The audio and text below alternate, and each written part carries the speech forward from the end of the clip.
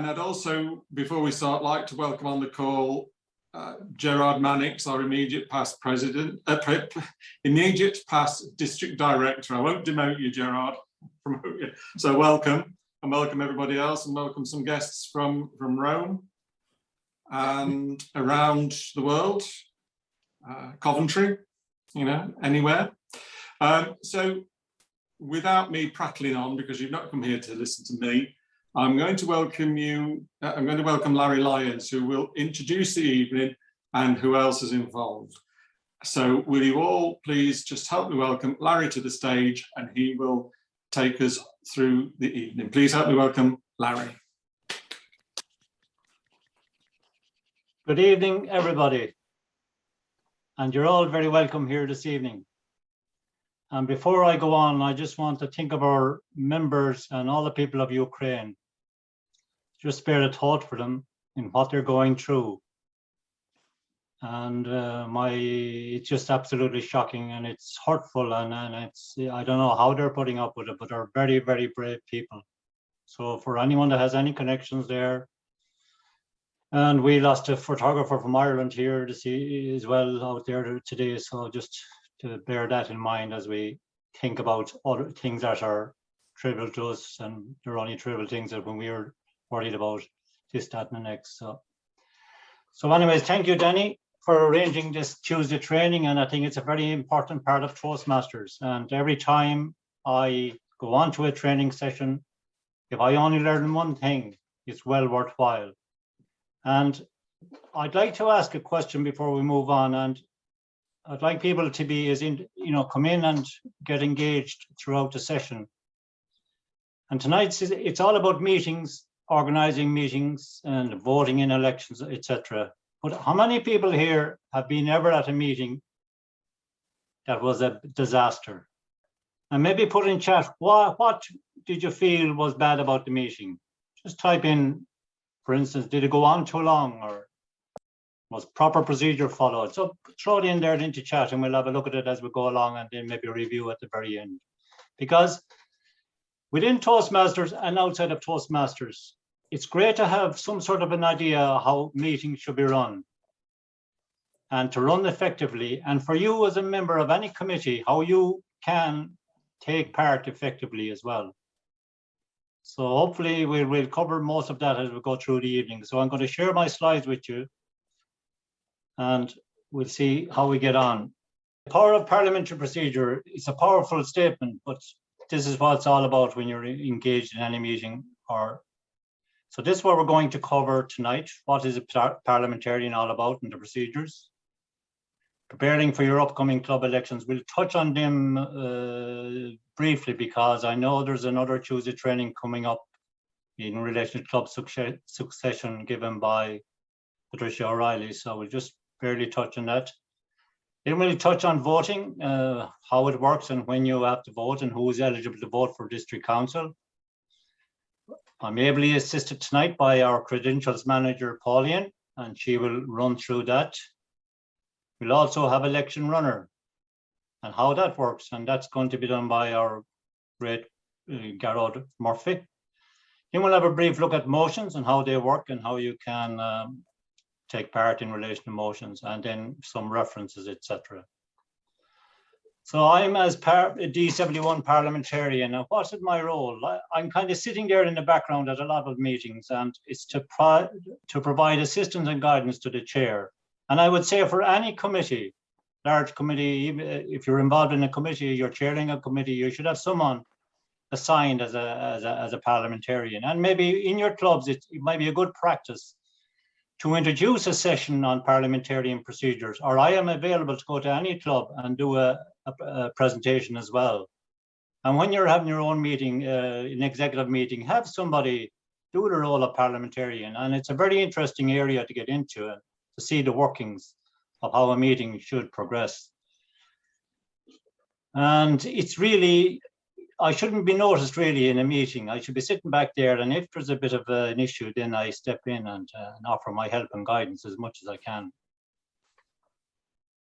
And I mentioned there earlier on about meetings, and Gerard, will you keep an eye on the chat there for me?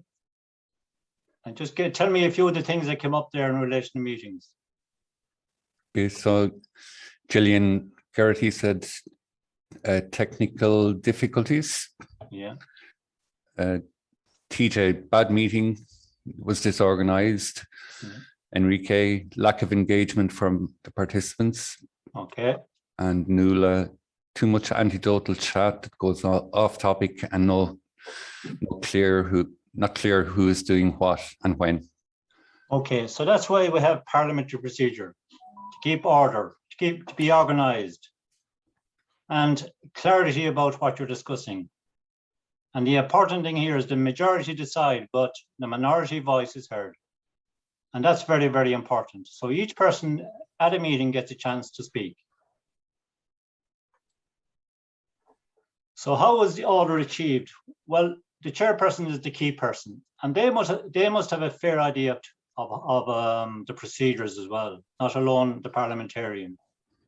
And the agenda really decides how the meeting will run. A well laid out agenda with timelines for each section. If you're going to be at a meeting for an hour and it goes on for an hour and a half, you will have trouble getting people back the next night. Your Toastmasters meetings are all run to time. So why shouldn't an executive meeting run to time?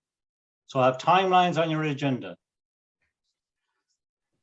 And if you don't get to an item within that time frame, you can move it to the next business meeting.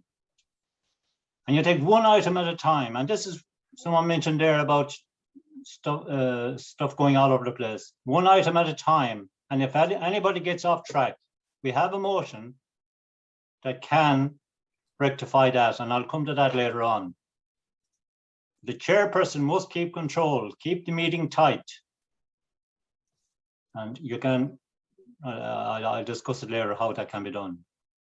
And control the speaking order. So if I put up my hand and Garrod puts up his after mine, and the chair gives the right of the floor to Garrod, well, I would be a bit peed off. So it's important that whoever is up first with the hand is the person that's selected first. So it's important, whether in person, and a good chairperson will spot people around the table, but also online, the hand up and have someone monitor the chat or the reaction button to see who's next in the speaking slot. So that's important, that people are called in order. And of course, for any meeting, you need a majority, and it's majority of active individual members in a club constitute a quorum. What is an active member? Is a person that's coming to meetings regularly. So if you have a meeting tomorrow, an election tomorrow, and somebody turns up that hasn't been there all year, maybe they're coming to vote for someone they want to get into office, they have no vote because they're not active. So active, every club can decide that for themselves, but you need to be getting to meetings regularly. And same with the club executive committee meetings, and I hope you all have club executive committee meetings on a regular basis. The president should be calling one every 6 weeks at least. See how the club is progressing. Of course, at a club meeting, there's no voting by proxy, but there is for the district council meetings in person, but not online.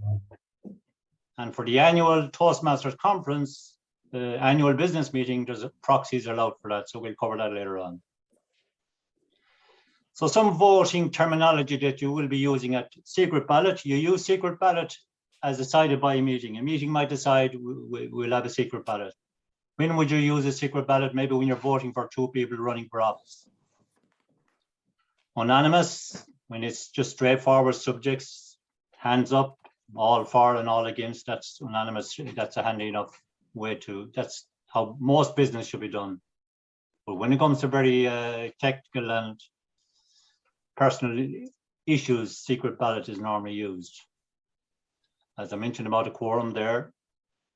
And proxy voting now. What is proxy voting? It's a form of voting whereby a member may delegate someone else to vote on their behalf. So for instance, if our district council meeting in May was in Galway live, and you couldn't attend as a president of education or president of a club, you could delegate your vote to somebody else to cast it for you. And how that works is you could instruct them to vote for a certain person or a certain motion, or uninstructed, where you would allow the person that is attending the meeting to make up the mind in relation to who they would cast your vote for. So that is uninstructed.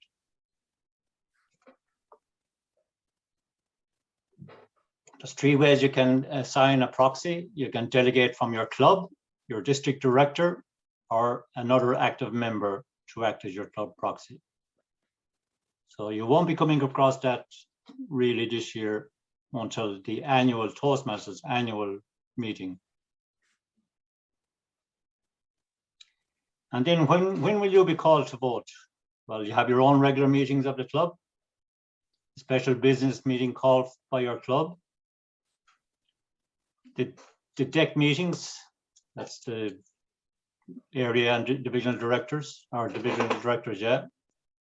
Area council meetings. Do you have an area council meeting in your area? You should have at least 2 every year, but you should be having around 4. I know in my area, I have none this year. I had none last year, which is not good enough. Area council meetings, the president, vice president of education, and vice president membership are members of that council. The divisional council should have at least 2 meetings every year. Is your divisional director calling meetings? If not, you need to get onto them. And district council meetings, you'll have a vote there as well as president and VP. There's different voting scenarios: candidate elections, bylaw amendments, budget approval. That's normally done for district council. You'll be voting on motions. Acclamation, that's a voice vote really, something similar to unanimous. Executive officer elections, membership polls within your club maybe, and council meetings. So there's lots of times you will be asked to vote if you're an officer, a president or a VP or VP membership, or within your own club, an ordinary member. So I mentioned there active members vote at club meetings. The president gets to vote at club, area, and district council meetings. The VP education gets to club, area, and district council. The VP membership, club, and area. Area director gets to vote at all of the above. Divisional director, it's all written there clearly. So you'll have these slides afterwards anyways for your reference. And now the upcoming district conference. This is coming up in May. And motions, Daniel, our district director, has sent out an invitation for some motions. So I would ask you, what is bothering you within the district? Is there something that's on your mind and you're thinking about it for a while and you have done nothing about it? Why not put a motion? But it must be something that the district can change. So why not send it on to Daniel via the email he sent out, and we can have a look at it and see is it worded properly. And we'll have a look at motions later on. Candidate elections go on there as well. And that's on in the candidate showcase thing. You might have seen that before. That's on the Friday. Credentials, proxy forms sent to the presidents. That's if we're voting by proxy. And we're going to call now on Pauline to run through the credentials and what happens coming up to the conference. And this is important because you will be getting a lot of emails now in relation to conference about attending and about voting. So Pauline, you go on there now and have a look at the credentials and maybe give us an oversight of what your job is. Thank you very much, Larry, and welcome everybody. As the credentials chair, my role is to supervise the credentials, the voting, and the ballot counting process. The voting members of a meeting consist of people who hold proper credentials as delegates. The credentials report is given at the meeting.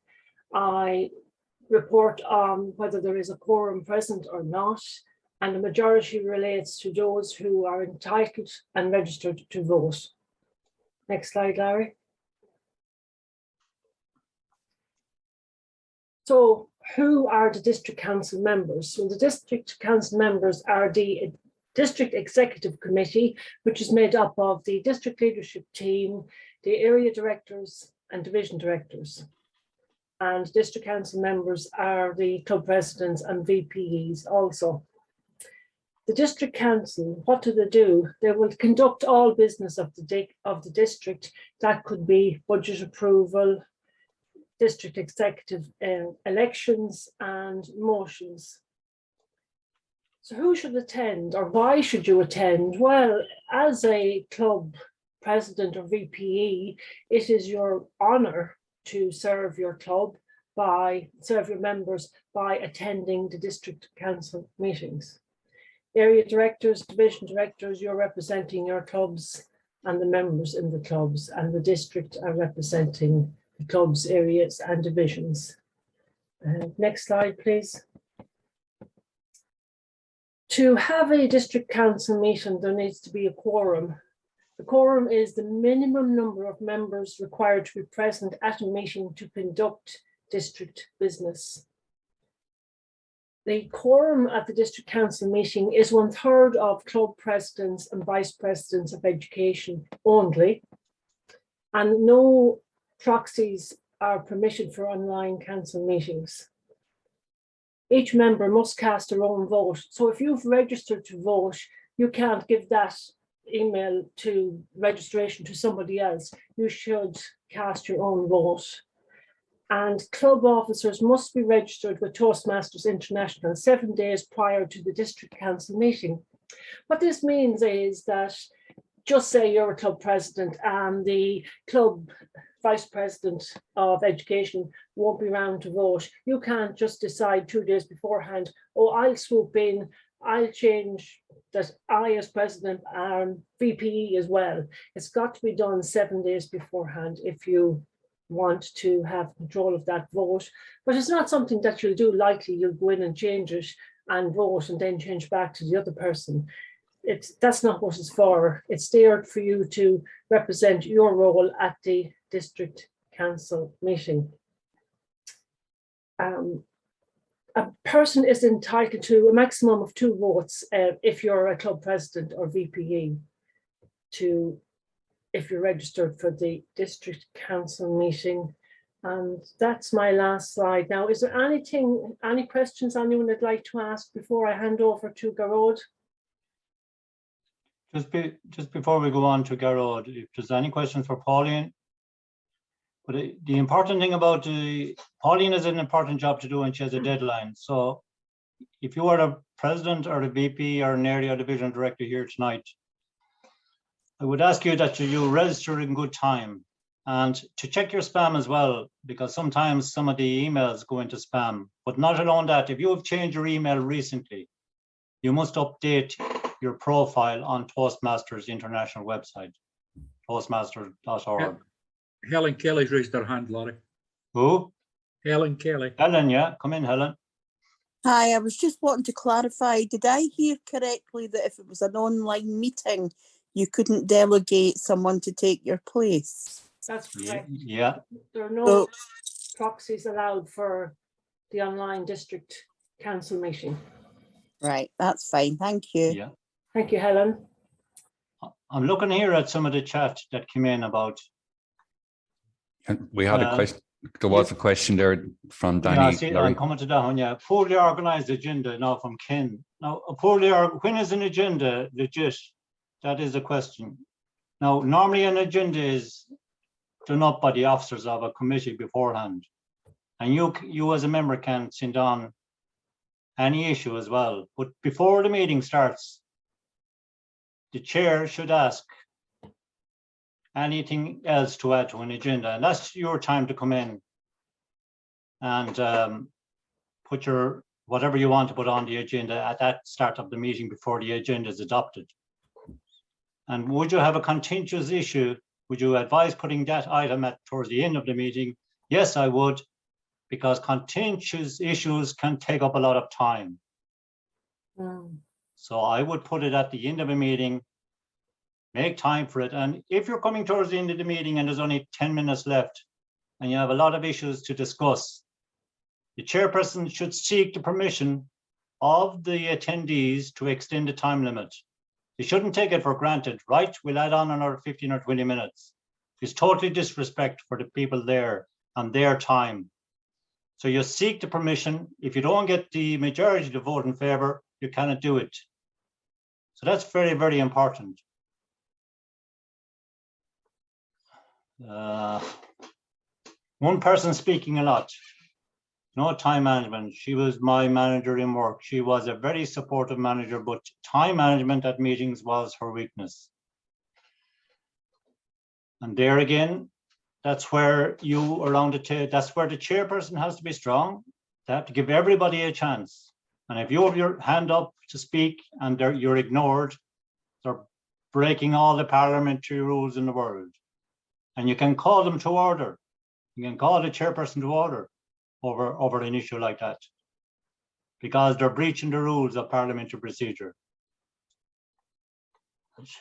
That person was a chairperson, they were totally out of order. Absolutely. So there's a motion, and I'll come to that later on. Any other issues in relation to agendas? But remember, the agenda is not legit until the people adopt it. The chairperson they can be the best person in the world, and they can have all their ideas down on the agenda, but the people that are sitting at the meeting are the people that adopt it. And if there's objections to that agenda, the chairperson has to listen, and a vote can be taken on a certain issue that's on the agenda, and it can be ruled out of order. Always remember that you have the power as a voting person around the table. And sometimes you can be intimidated by the executive, the officers, the president, or the chairperson, the secretary, and the treasurer maybe of a committee, and oh, sure, they know it all. Sometimes they can be bluffing. One of the reasons I got interested in parliamentary procedure, because I was bluffed at a meeting one time, a very crucial meeting where someone didn't get elected. And I didn't know enough about it at the time, but by God, if it was now, I would be able to challenge them on it. So it's important, and I would encourage people to get involved in committees and make changes that you want to make. And at club level, it's very important. I've getting a lot of feedback from around Europe. Committees making decisions and not seeking the views of the membership. The committee can have a meeting, the officers, and to go ahead in and carry out these changes. You've got to go back to your general membership with your ideas and get them voted on and then implement them. But unfortunately, I'm hearing the opposite in places. It's no way to run an organization. Talk about Toastmasters integrity, blown out the window many, many times every day. It's unreal, like it. I think you should be asked to quote the membership pledge every now and again in the club, I think. Any other questions before we move on to the elections and how they're run? Okay, Garrod, over to you, and this very important subject of elections. And every year we get feedback as well. People are not receiving their vote. So Garrod is going to explain how it works. So Garrod, over to you. Thank you, Larry. And let me say good evening, District Director and fellow Toastmasters. Just before I start, one little nugget for you tonight as part of the workshop. I don't want you, if you have time, just to check your emails. Nearly everybody in the workshop tonight will have got a little sample election email to vote on election runner. So I'm going to share my screen now and take you through the process. So Toastmasters,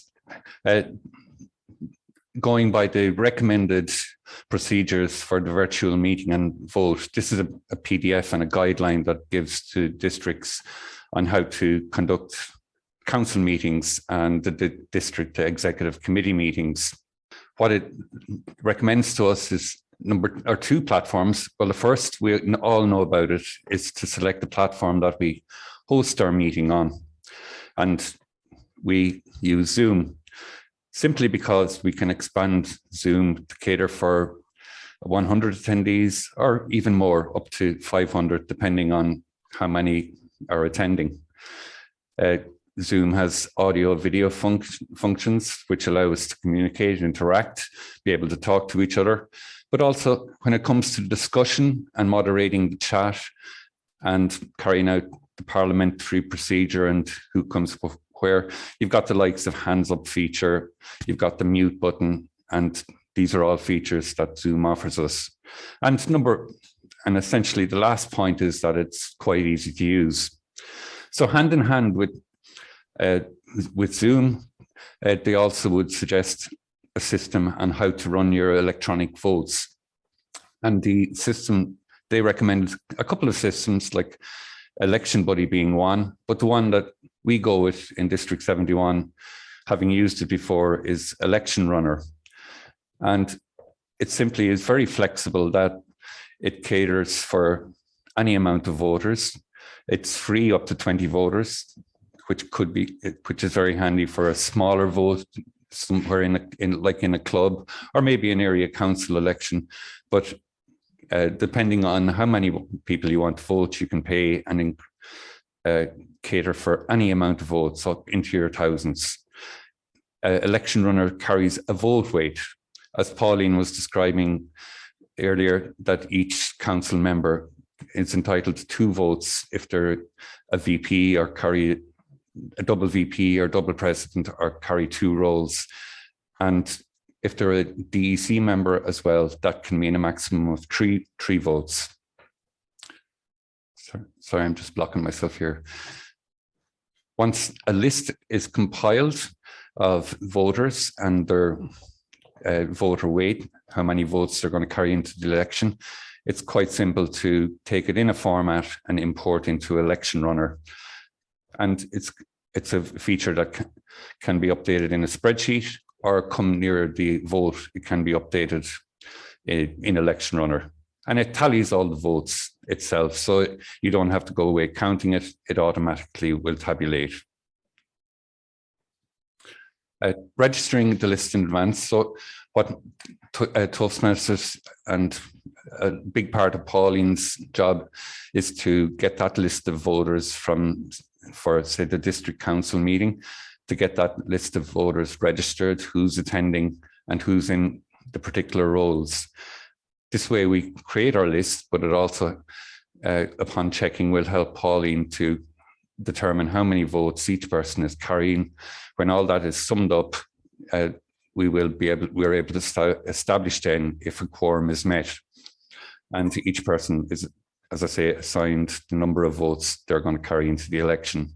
And Toastmasters recommend, for the example I'm going to show here, is for our district council meeting, the information they suggest to harvest is the full name, the email, but some people would register on a particular email but would like to receive their vote on another email. So we essentially offer the preferred email option. The membership number, the clubs that they're representing, can be a maximum of 2 clubs where they can serve as VP or president. Meeting attendance, even if they're registered, they may not be able to attend. So it's important to know if they're intending to turn up at the business meeting and carry out their vote. The club roles, that goes hand in hand with their roles in the clubs. And if they're a member of the district executive committee, that would essentially be another vote that we have to take account of in the election. So how does this all come together? Well, this is the example. This is the actual live version of registration form we will be using. And we take advantage of the Zoom registration form for getting our list of import votes. So here we see the fields that Toastmasters suggests to harvest. So when a member of the council comes in, they will enter the membership number, the same fields that I just described. Will they be attending the meeting? Yes, no. Their preferred email, the club roles. Are they a member of the executive? Two very important points then as well. Is their club in good standing, and are they fully paid up member? So this all helps Pauline tabulate the final list of scores. And what do we end up with? We end up with a spreadsheet. And this is where the magic happens, where we tabulate the votes, assign voter weights to each of the particular roles. Pauline will then establish at the bottom a number registered for the quorum, which is the presidents and VPs. So if we meet the quorum, that's it's going to be a valid council meeting. And it's from this list as well that I get my import list for the election runner. And just to say that the information that you're seeing here on screen is all random. It's dummy data. There is not any real usernames on this list. So now that you see that process, I want to take you to, sorry, just move on. So we can, as I've explained, election runner, it's secure cloud-based election software system and can be used schools and organizations. And the great thing, you can vote from your phone. There's an app. You can vote from any email-based system. So when that list you have just seen, when it's, that list when you've just seen, when it's imported into election runner, you'll see now that it's brought in their name, I've assigned a voter ID, their email, their preferred email that is, and their voter weight that has been assigned will come in. So again, as we're saying, it's vital that voters to confirm the correct email, because during the election, we cannot, once an election runner election goes live, we cannot change that information or get the email, or get that vote out to you. So it's very important in advance that we have that correct details.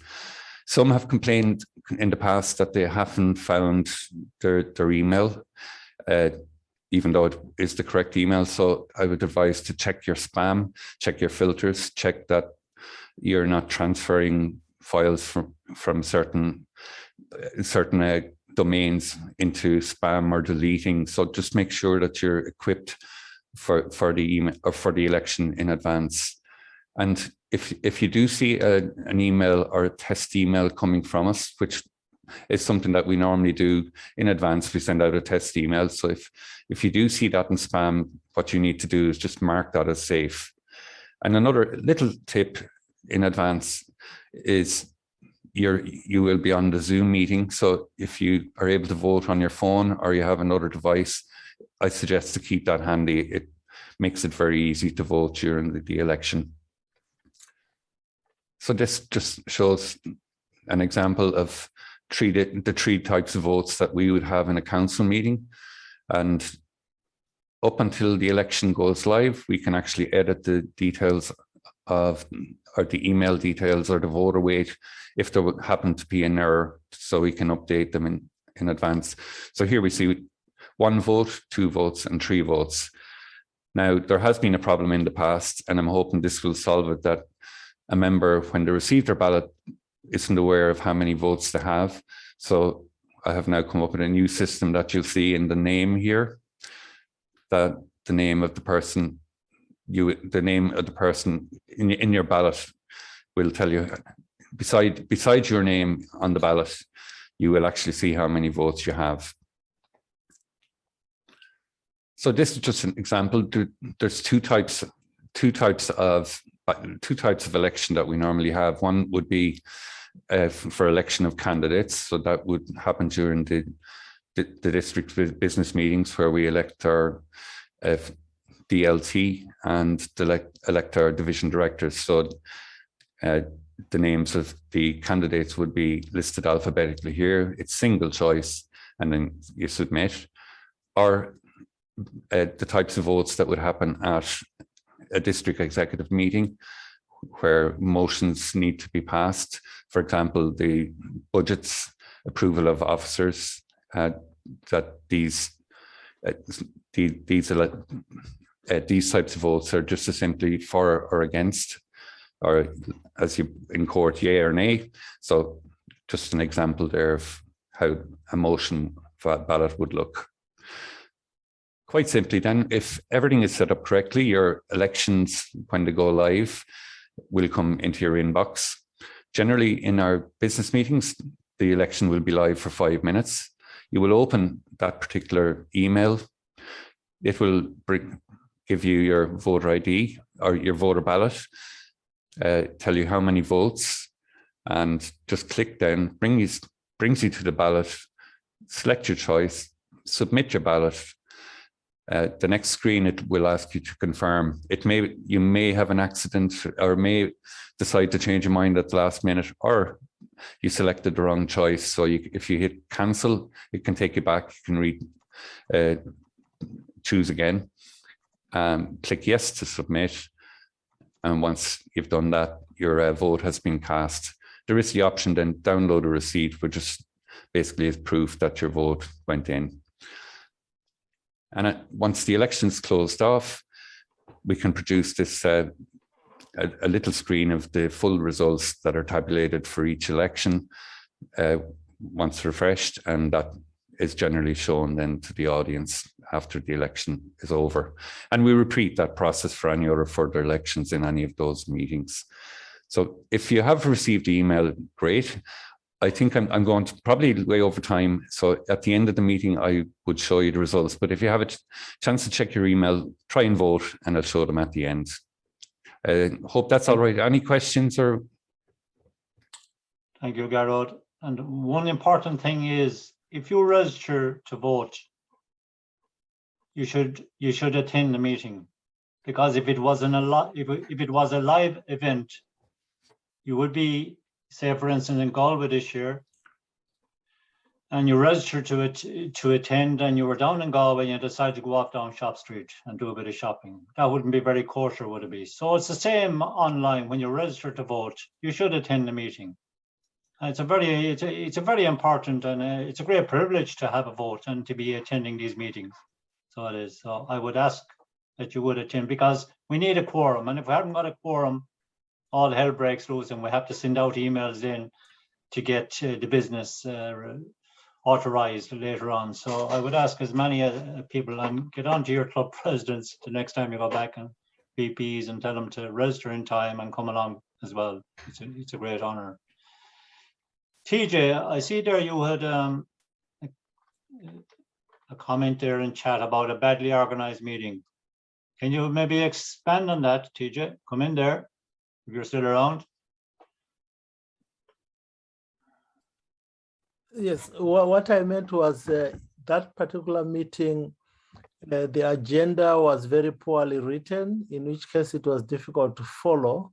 The start of the meeting was totally disorganized. No one was taking care of acting as sort of sergeant at arms, using the Toastmaster equivalent to make sure that things started in time and so on.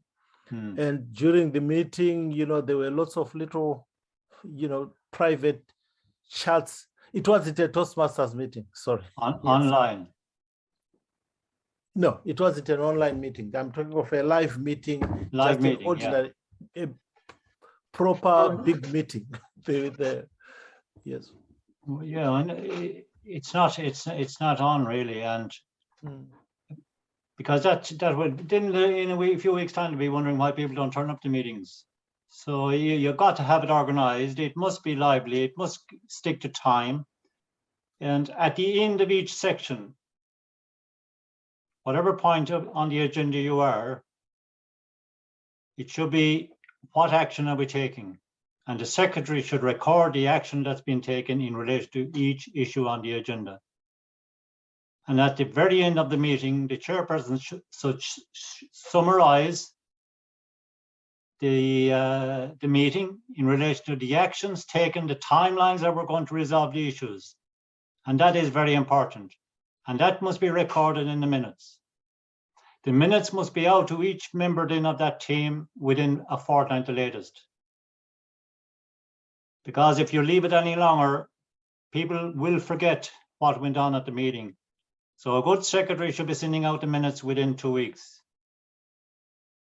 And then before the next meeting, you are asked to approve the minutes. It's fresh in your head when you get them a week after or 2 weeks after. You can jot down certain points that didn't happen at a meeting or such a thing happened at a meeting. So when it comes to the next meeting then, any matters arising in relation to the minutes, you can make your corrections there at the next meeting. I don't agree with what's written on the minutes there in relation to that subject. This is my interpretation of what went on. And before the meeting, you could ring up a few other people who are at the meeting and say, am I right in what I'm thinking here? This is actually what happened. Because people can skew minutes to suit their own agenda. So be very careful of that. Them are vital tips and vital things to note. And if you have a few people primed beforehand, before you go into the meeting, you have backup. On your own, you could be left out to dry, but always seek support of others. I see one there from Ingrid, was it? You see now. Lack of engagement. Enrique, that was one of yours. Lack of engagement from participants. Now that's again the chairperson. It's down to the chairperson to encourage, because some people are shy enough. Some people might be new to a meeting. So the chairperson should encourage everybody to speak. And it's as simple as this. Right, Gillian, what do you think on that subject? That's all you have to say to a person to get them to open up. Good chairperson will get everybody engaged in a meeting. And if they don't, they're not doing their job properly. So always be aware of who you put in the chair in relation to any meeting. So we're going to have a look at motions now, maybe. And if there's any questions for Garrod or Pauline, maybe put them in chat as well. So we'll move on. So are you okay? Can you see that main one again? Am I good there? Yeah. Grand, Larry. So motions, and as I didn't mean, this is your chance at any meeting to have your say. And if there's something bothering you about something outside of Toastmasters in a club situation, a GA club, a camogie club, or a ballet club, or whatever club you're in, and there's something bothering you, you can always put a motion before the assembly, and seek help if you're not able to phrase it yourself. And a main motion really is a motion whose introduction brings business before the assembly. And if you happen to put a motion together, you just raise your hand at the meeting when it comes to time. You're recognized by the chairperson, and you state your motion. But remember, you need a seconder. So have your homework done again. I always refer to have your homework done beforehand. Have somebody there to second that motion for you. Because if you go in with a motion there into a meeting and you're looking for a seconder and nobody agrees with you, but you don't have to agree to a main motion either to second it. That's another thing, because what you're doing is when you second a motion is you're just getting discussion going. You need two people to agree to a motion to get discussion. And sometimes you mightn't agree with a motion and you can't second it. So bear that in mind. But I would say if you have a certain motion and you think you mightn't get a seconder at the meeting, always have a bit of homework done beforehand and try and get someone to support your idea. The chair then recognizes the motion. He or she repeats the motion. The motion is open for debate then, and normally you allocate maybe a certain amount of time for motions as well. Some motions need more time than others, so there's a motion I'll show you later on for extra time. And once the debate is over, you proceed with the vote and the chair announces the results. So it's straightforward enough most of the time, but there can be contentious issues too. Just maybe put in chat if anybody has ever put a motion together and submitted it to any committee. You might just put it in chat there for me. Then you can also, if for example you're in at a meeting and there's a motion in front of you and God, you'd say, I don't like the cut of that motion, I would like to amend it maybe. slightly. You can only amend the motion slightly. You can't totally dissect it. So how do you amend the motion? You can insert, add, strike out, or replace words. And you can have a maximum of 2 amendments on the floor at any one time, but you can amend the motion more than one. You can amend it 5, 6 times. If you follow the same procedure then as a main motion, and if accepted, it goes to debate, and if rejected, it goes. The motion goes. If rejected, main motion goes to debate. So I'll explain that in the next slide. So here's an example of amendment. There's the first main motion. I move that Zoom training be provided for all club officers in December. So that's your main motion. It's put to the floor, but before that, someone raises their hand. I'd like to amend that motion. So here's the first amendment. So remember where I said you can replace words. So instead of club officers, they're putting in active members. So that's including everybody in the club in the month of December. Then somebody else says, look, I don't like the look of that. I'd like to amend that again. So the second amendment then replaced December with the word June. So you're striking out December and you're replacing it with June. So there's 2 amendments.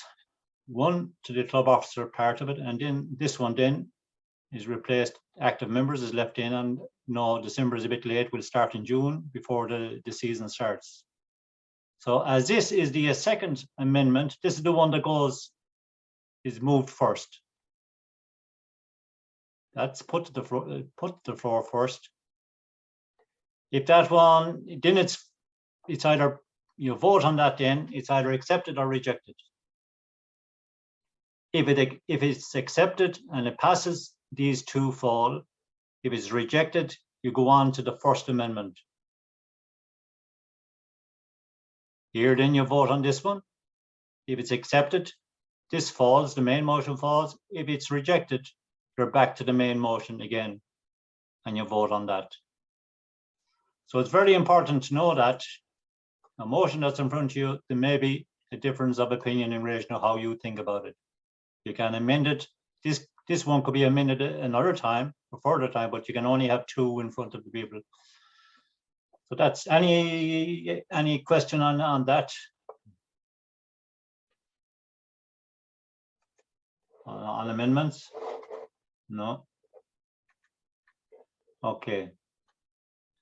So for instance, you'll be submitting motions now in relation to, say for instance, you wanted the area directors to be elected by election instead of the present system where they're picked in the local area and somebody is put through.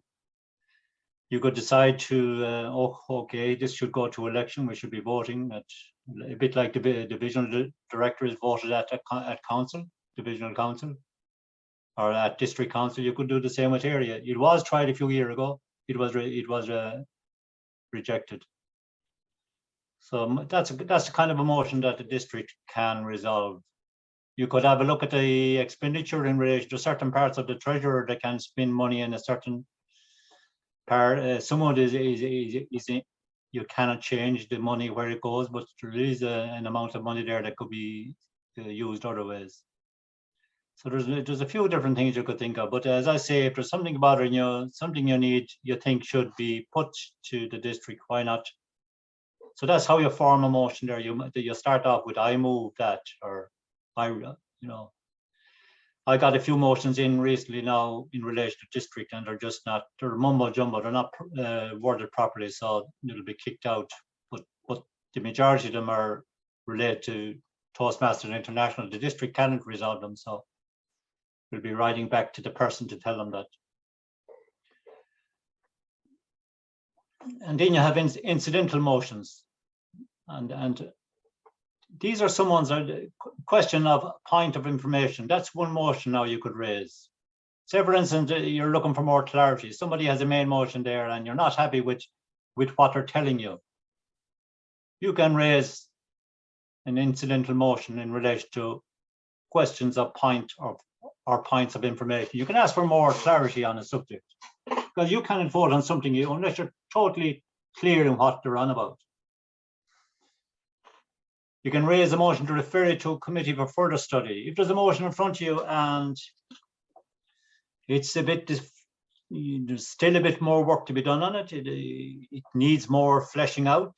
You can refer that to a committee and say, look, we refer it back to a committee. You go off and in the next 2 weeks, have a look at it and come back at our next meeting and present it back into us again. And we'll vote, we'll put it to the floor. So that's another powerful one. And raise a point of order. And I was talking about this earlier on about the chairperson that's out of order, that's not enforcing the rules of order. Parliamentary procedure, and you have this Robert's rules. That's the smaller version than the big ones. Very easy read. It'll give you a basic understanding of how meetings should be. And you can challenge the chair. Raise a point. I want to raise a point of order. I don't think you're sticking to the agenda. You're gone off agenda. I don't agree with your point of view in relation to that motion there. Such a one wanted to speak on the motion, you didn't allow them. So that's a very powerful motion to have. And I'm going to show you a list of motions now. Now, it might be a bit small there. I don't know, can you see it? Can you see that okay, or is it fairly clear? Pauline, give me the thumbs up. It's a bit unclear for me, but Yeah. I put the glasses on. No, it's a bit unclear. Yeah. Well, you'll be getting these slides anyway, but Yeah. these are all the various list of motions that will help you in any meeting. And I would encourage you to have this with you going into any meeting. Because see, point of order up here, number 14, to enforce rules of order. That's an incidental motion. Questions or points of information that I was on about there. Obtain answers to questions and seek information. I got these from Toastmasters website. That's why they're a bit small. I couldn't expand them anymore because they were set in. But if you Google the points of the list of motions, you'll get it in Toastmasters International website there. So it's great to know them. It'll tell you if you need a seconder, the majority or 2/3 may be required. So it's a super, up here, you have this one in the main, this is the main motion here down in the bottom, number 13. You could postpone a motion indefinitely to avoid a direct vote on a motion. You can amend it, refer to a committee, as I said. You can postpone to a certain time, say during a meeting, some other important issues came up. You can postpone discussing a motion to maybe 2 o'clock or 3 o'clock, maybe for something like that. You can limit or extend time of debate. So that's what I was on about earlier on. If you have a very important motion that needs more time, you can ask the meeting attendees, look, I'd like to extend the debate time here. You might have allocated 10 minutes, but because there's so many people getting involved and it's a crucial vote, you could extend the time for another 10 minutes. Or if, for instance, you could limit the time of debate. Say towards the end of a meeting, you're running out of time and you want to get a few motions through, you could say, look, we'll only allow 3 minutes or instead of 5 maybe. So that table is very well worth having with you. And down at the very end then, where you can get a lot of the resources. So the governing documents of Toastmasters International, you get them on the toastmasters.org website. There's loads of information in there. Standard of conduct, that's a good one to have as well. And you can find lots of stuff in there. You can email that email address with any information you want to ask, and frequently asked questions also on toastmasters.org. There's loads of information in there. And I was looking at that today in relation to voting at the international conference. There's a lot of information in there, so don't be afraid to explore. So there's a club constitution. Every club should have one. Every member should know what's in that club constitution. It's full of information as well. The club leadership handbook, that's lots of information there about the upcoming club elections and other stuff. The district leadership handbook is very good too. Robert's Rules of Order that I mentioned, that's a great little book, and I would encourage everyone to get a copy of that. You may not be a parliamentarian, you may not be a chairperson, but as a general member going into a meeting, you're well equipped if you have this in your hand and you can always refer to it.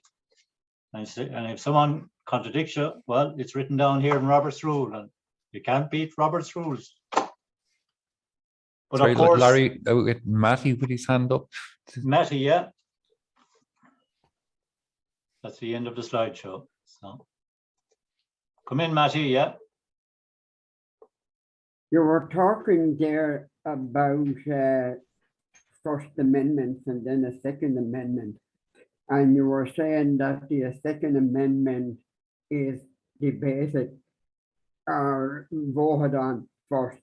How would you manage if a person puts in the First Amendment and then and is very strong on the amendment, and then another person puts in an amendment, and that is dealt with first, but and maybe even passes.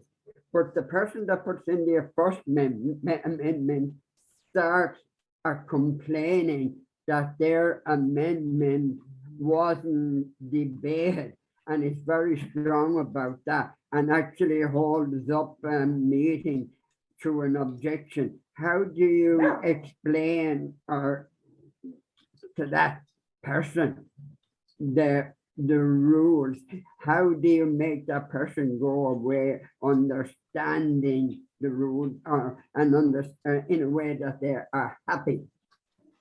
I may not be asking this very well now. I understand what you're saying, Matty, and yes, they can have a strong opinion about their own. And if you're watching the golf at the weekend there, Daniel Berger had a very strong view on where his ball went into the water, but yet his two playing partners overruled him because they said it went in another place, and that's what it's all about, the power of people's vote. And a person I can have a very strong opinion, but you have to, the majority decides, but the minority have their say. And the Second Amendment, if it's voted on and it passes, then unfortunately the first guy is gone by the wayside. It's simple as that. Just quote Robert's rules. That's what the procedure says. Right, thank you very much. Thank you, Matty. Justin, yeah. Hey, thank you, Larry, for your time today. I've been in Toastmasters for over 25 years, and I've tried to avoid this sort of parliamentary, this sort of procedure, because it's very difficult to follow, if I'm being honest. It's actually created a bit more clarity for me. But I was asked a question earlier on, actually, from a member, which I couldn't answer, which was, if a member had an idea or a grievance or a suggestion in terms of improving Toastmasters International, is there any sort of rules around what sort of changes could be initiated at the district level, or what changes will have to go up to the international level? Is there a clear scope of what type of request for change can be acted upon at a district as opposed to an international level? So I can imagine, for example, if a club member said, you know what, there's nothing, in the pathways about debating, or why don't we have this type of new pathway? Why, I guess that probably needs to go up to the international. But I'm just curious as to where the line is drawn from a district level. Is that clear? Yeah. And I see our district director, Daniel, is here, and he'd be maybe a better man to answer than me, but you did say about pathways, and yes, that would be outside the scope of the district. That's all decided at HQ. And you see, you can send a motion to the annual conference, Daniel, can't you, as a club member, when that time comes along? What's that again, Larry? Your question? When the Toastmasters annual conference comes along, they look for motions from clubs as well, I presume. Yes, the International Convention puts out a call for motions. The wording in the governing documents for district bylaws is a district is allowed to introduce its own operational procedures that don't compromise Toastmasters International governing documents. And for every motion that comes in, we're asked to seek their guidance on how motionable it is at a district level. But one of the things the district council can do is to decide to place business before the TIA main board. So it could be an instruction on the district director to take this matter to the convention. Yeah, I just wondered, I mean, maybe one of you guys or ladies have got a personal story or a success story to say. I'd love to be able to turn around to a member and say, do you know what? This is the sort of change that you can initiate. Here's an example of a change that's come from a club member. Do we have any success stories in that regard? I can, yes, I can give you some examples, and they may be reverse successes in some sense, in the sense that the club membership has decided differently. And we had at the Norwich and before that the Court Convention votes to reduce the contest load, now that we no longer had an autumn contest, down to 3, 2 or 1. And they were defeated by the members on the floor. So that's an example. And when districts 71 and 91 demerged, District 71 decided to retain an elected public relations manager, retain elected area directors, and retain the right to carry the galia. And our members approved those. I think those motions were probably all initiated by the district leadership team of the day, rather than coming up from the grassroots. So there is a motion that is in the pipeline this year. I think it was a division director put it in, that clubs that came through COVID and survived should be given a resilience certificate to recognise the dark days, as I think he would put it. So that could be an example of a motion that's come up from the membership. I'm sure if you wanted the district council meeting to be run in the end of April instead of the end of May, you could put in a motion on that, get them to have it earlier. What I would suggest, and if there is something bothering a member or a club, and what I suggest is that the area director gets his council together before the district council meeting. And that has to happen in the next 2 weeks, because they have to be in by the early April, the motions, and have a chat with the council and the members on the ground. This is the way it should work. What is bothering you? Let's put a motion together. Let's send it in and see. And it's well worth trying, because if it's kosher and good, we'll let it through. And if it's not, and we'll get back to you and say, look, this is for Toastmasters International, for instance, or this is something that should be resolved at club level. So I would encourage people to put a motion together anyways, if there's something bothering you. And even to write in and let us know what the issue is even. And Daniel and his team will be going through them, and maybe it's something they can consider at their next meeting if it's not motionable. But the worst thing out there is for people to be grumbling on the ground and it's not heard higher up. And that's why it's crucial area directors have 4 meetings minimum every year. Because you have to get feedback from the general membership on the ground. They should notify the council that they're going to have a meeting, say in a week's time. The presidents of each club then talk to their members before to go to that council meeting. Have you any issues you want discussed at the area council meeting? Bring them issues. This is the only way Toastmasters will get stronger and better and improve. But unfortunately, that's not happening. I think we're running a bit late there now at this stage. And yeah, I was just going to say, as a good chairman, I should call it to order now, as we've gone past 8.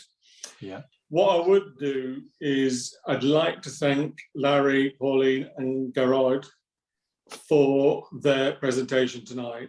It's an incredibly difficult area. There's lots of information. I've got Robertson's justice manual. It's Robertson's, isn't it, Larry? Robert's Rules of Order. Robert's Rules, that's it. Robertson's is a jam. Always got food on the mind.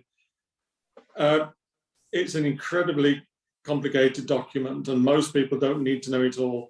But I think what you've had tonight is a good overview with enough depth for you to be able to go back to members and say, well, you know, if something's troubling you, this is what you can do. And I know we've not had time for too many questions, but Larry, Pauline and Garrod are available. If you've got any questions, you know, you can contact them.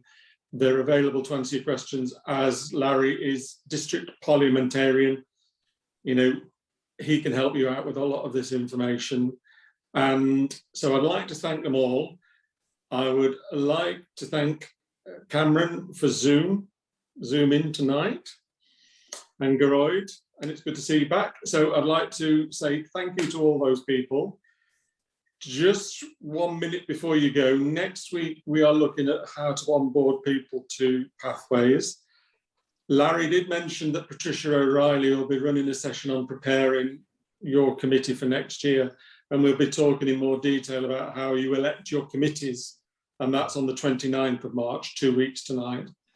And also, if any of you are interested in doing the Speaker to Trainer course, which is one that the district offer, we have still got some places left for this Saturday.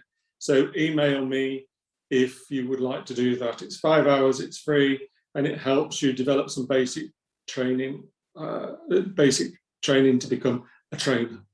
So that's about it.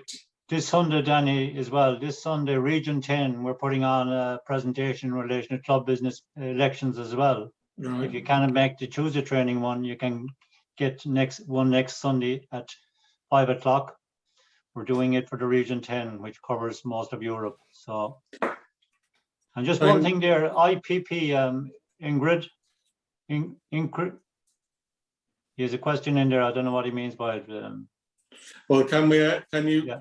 Will you save the chat? The call? Yeah, will you save the chat? And yeah, and obviously the recording will go out, and the presentations will go out to everybody. Just before we go, Cameron, are you ready to take a screenshot? So if we're all ready, and we'd all like to smile, and I'll try and learn where I'm supposed to look on this iPad.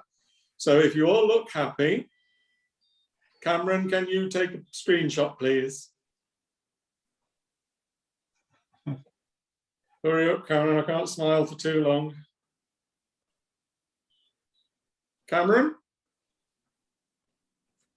Have you taken it? That's why in early black and white photographs, Yeah, nobody I've seen it. smiles, because Thanks, the Cameron. exposure times of 30 seconds or more is impossible to keep. 10 seconds is enough for me. Well, thanks ever so much for coming. I hope you got plenty out of it.